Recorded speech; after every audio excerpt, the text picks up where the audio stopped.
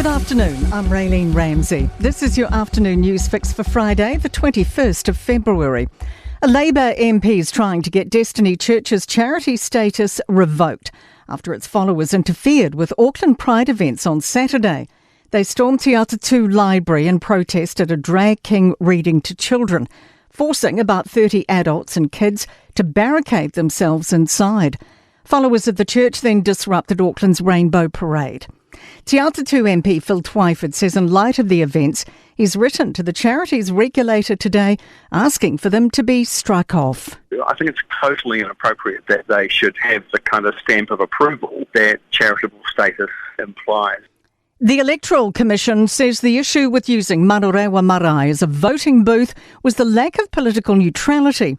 The Commission's reviewing its guidelines after allegations census and COVID-19 vaccination data were misused at the marae. The marae's chief executive, Takutai Taj Kemp, won the Tamaki Makaurau seat for Te Pāti Māori by 42 votes over Labour. Electoral Commission Board Chair Justice Simon Moore-Casey says the marae was chosen due to its strong community links. The problem was the connection it had with a candidate, and that raises the spectre of a conflict. The Infrastructure Minister wants more houses built around new City Rail Link stations in Auckland. Chris Bishop's allocating up to $200 million to remove level crossings in Takanini and Glen Innes. They'll be replaced with grade-separated railway crossings, which separate cyclists and pedestrians.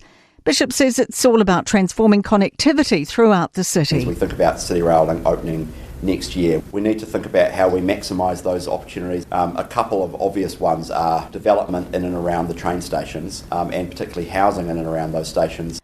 Pope Francis is up and about as he continues treatment for double pneumonia. The Vatican's confirmed his condition is improving slightly. His heart is working well. He's been in hospital since last Friday. ABC News correspondent Michelle Rimmer says he's been out of bed today. He was eating and alert. He's also been taking phone calls, doing some light paperwork and other papal duties while recovering. State Highway 1 between Turangi and Rangipo has reopened today. The Desert Road's partial reopening allows people in light vehicles to use the road up to the State Highway 1 and 46 intersection.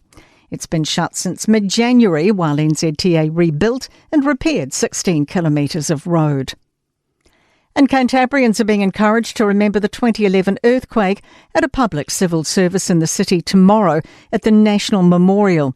A minute of silence will be held and the names of the 185 people who lost their lives 14 years ago will be read out. To sport, and boxer Joseph Parker's team didn't hesitate to accept the challenge of taking on Martin Bakole, the man dubbed the most avoided fighter in the heavyweight division, after Daniel Dubois withdrew with illness.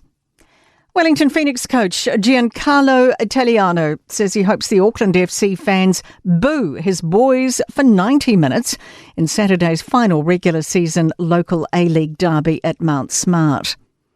The Black Caps and White Ferns home internationals will return to Sky TV for 6 seasons from 2026. That is your latest news fix, and we'll be back with the next update tomorrow morning from the Newstalk ZB newsroom.